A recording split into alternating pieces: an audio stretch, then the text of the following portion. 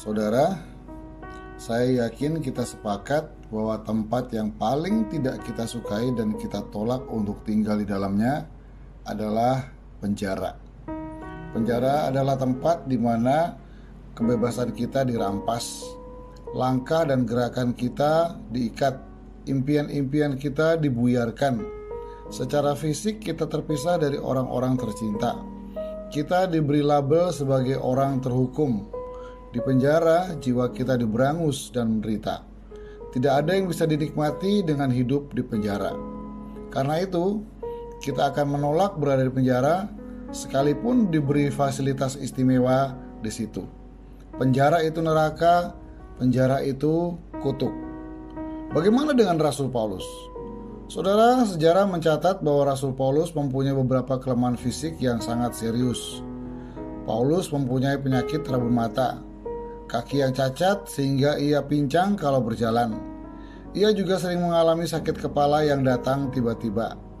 Menurut beberapa penafsir, ketiga penyakit akut ini diderita Paulus sebagai akibat ketika ia mendapat penglihatan di Damsyik dan terjatuh dari kuda yang ditungganginya pada waktu itu.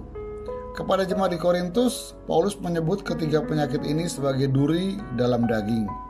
Karena ketiga penyakit ini semakin parah, maka untuk berjalan pun Paulus harus dipapah.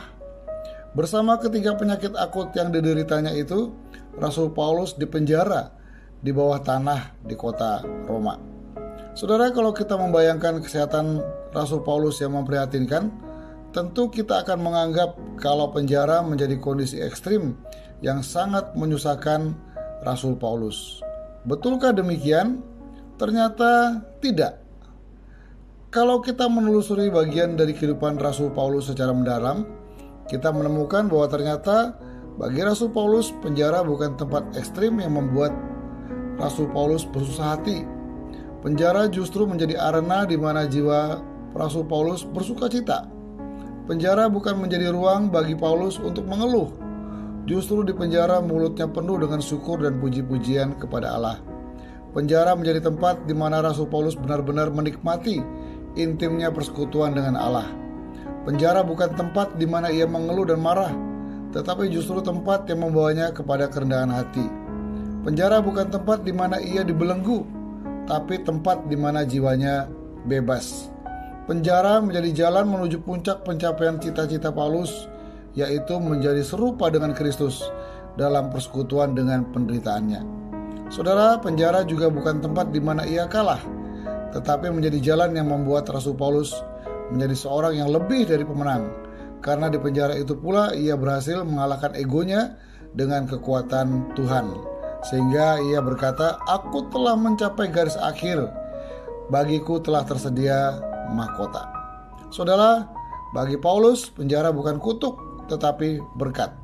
Penjara bukan neraka, tetapi surga. Saudara, surat-surat Rasul Paulus yang sangat indah justru lahir dari dalam penjara. Kita bisa tahu ada surat Filemon yang menganjurkan seorang tuan menerima budaknya yang pernah mengecewakan untuk menjadi saudara dalam Kristus.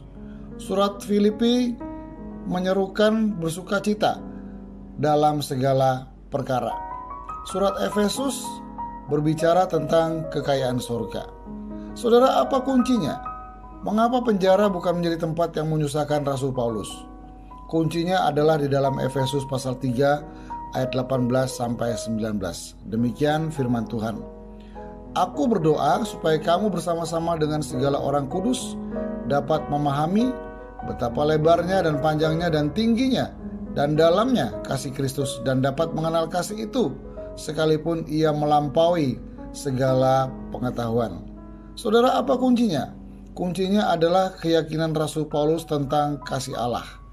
Bagi Paulus, kasih Allah tidak hanya berhenti sebagai sebuah keyakinan, tetapi kasih Allah menjadi pengalaman dalam hidupnya.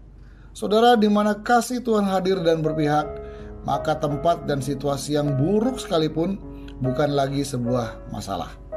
Saudara, lihatlah terus kasih Allah. Kasih Allah yang sangat besar, bukan hanya menjadi bagian dari keyakinan kita, tetapi kasih Allah juga mampu menembus segala keadaan sehingga menjadi pengalaman hidup kita. Amin.